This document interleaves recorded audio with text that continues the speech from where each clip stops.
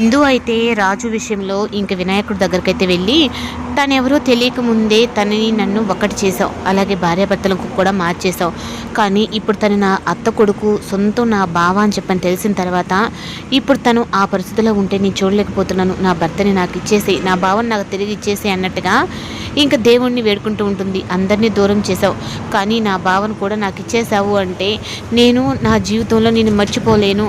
నాకు ఇంతకంటే నాకు ఇంక ఏ వరం కూడా నాకు వద్దు, నా భావన నాకు ఇచ్చేసి అన్నట్టుగా దేవుని వేడుకుంటూ ఉంటే ఇంకా చలపతి లక్ష్మి అయితే మా వాడి జీవితంలో నుంచి నువ్వు వెళ్ళిపోవాలి అని చెప్పనంటే లేదు, ఇంకా అసలు నేను వదిలిపెట్టను, తను నా బావ అని చెప్పని తెలిసిన తర్వాత ఇంకా తను ఆ ఇంటి వారసుడు అయినా ఇప్పుడు మీతో రావడానికి తను నా భర్త అని చెప్పనని ఇంకా చలపతి వాళ్ళతో ఇంక ఇందు కూడా ఎదురు మాట్లాడుతుంది. ఇంకా లక్ష్మి కూడా అయితే వదిలేయండి, తను ఎంతైనా మన వాడి భార్య కదా, తను ఎక్కడున్నా సంతోషంగానే ఉండాలి అన్నట్టుగా లక్ష్మి కూడా అంటుంది. ఇంకా అలా చెప్పిన తర్వాత ఇంకా ఇందు అయితే ఇంకా తనని తీసుకొని ఇంక ఇంటికైతే వెళ్తుంది. ఇంక వెళ్ళిన తర్వాత తన బావ అని చెప్పని తెలిసిన తర్వాత ఇంకా అపర్ణ కూడా అసలు విషయం చెప్తుంది. నానమ్మ తను ఎవరో కాదు, తను నా అత్త కొడుకే అని చెప్పని అనేటప్పటికి ఈ విషయం నాకు ఎప్పుడో తెలిసి ఇందు అని చెప్పారంటే అంటే మీకు తెలుసు కూడా నాకు ఏ విషయం చెప్పకుండా దాచావా నానమ్మ అంటే లేదు, మీ ఇద్దరి జన్మ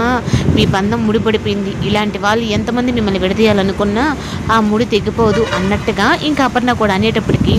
ఇంకా నా మనవడు నా మనవరాలు ఉన్నారనే ఒక పక్క సుభాష్ అలాగే అపర్ణ మాకు ఇంకేమీ వద్దు ఇందు, నువ్వు నా మనవడు ఇద్దరు కలిసి ఈ ఆఫీస్ని ఈ దుగ్గరాల కుటుంబాన్ని పునర్వైభోగం మీ ఇద్దరే తీసుకురావాలి